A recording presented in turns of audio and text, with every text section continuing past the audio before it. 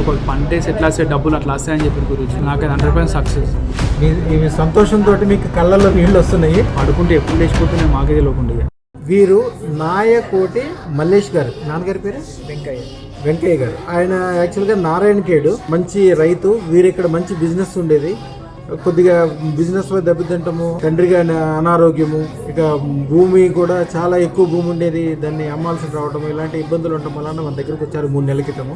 ఈయన ఎన్నెన్ని అద్భుతాలు చెప్తున్నారంటే ఎంత సంతోషంగా ఉన్నారంటే ఇప్పుడు వాళ్ళ నాన్నగారికి చాలా మంచిగా ఇవ్వటము, బిజినెస్ విషయంలో కూడా అన్ని రకాలుగా మంచిగా ఇవ్వటము, నేను కళలో కనిపించి వారికి మంచి డైరెక్షన్ ఇవ్వటము, ఇవన్నీ కూడా ఆయన చాలా పాజిటివ్గా అనుకుని నేను ఇప్పుడే వచ్చి నాకు అమ్మవారికి సన్మానం చేసి ఇప్పుడే వారిని అడిగి ఏమి జరిగింది, ఎలా జరిగింది అన్నీ అడుగుతాను.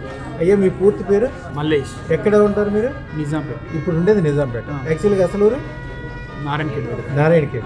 ఎన్ని రోజుల క్రితం అదృష్టం పెట్టుకున్నారు? 3 months. 3 నెలలు. చాలా సంతోషపడుతున్నారు.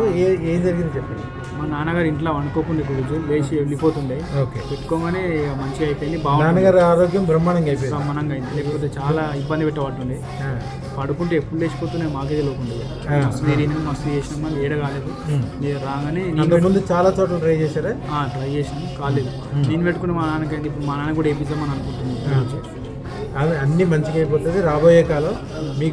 మీరు ఈ బిజినెస్ మీరు ఇప్పటికీ అనుకునే దానికంటే కూడా ఇంకా 100 రెట్లు 1000 రెట్లు పెరగడానికి నేను దానికి సంబంధించిన మంత్రము తంత్రం కూడా ఇస్తాను. మీకు ఈ పాటికి తెలిసిపోయిందండి.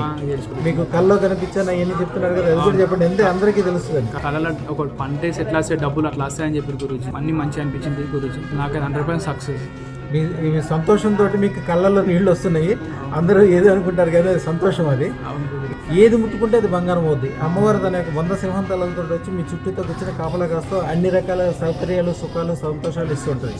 మీ శత్రువుల్ని పారిపోయేటట్టు చేస్తే, మిత్రులు పెరిగేటట్టు చేస్తే అంతా మంచి జరుగుతుంది. శుభం బియాత్ కళ్ళు చూసుకోండి.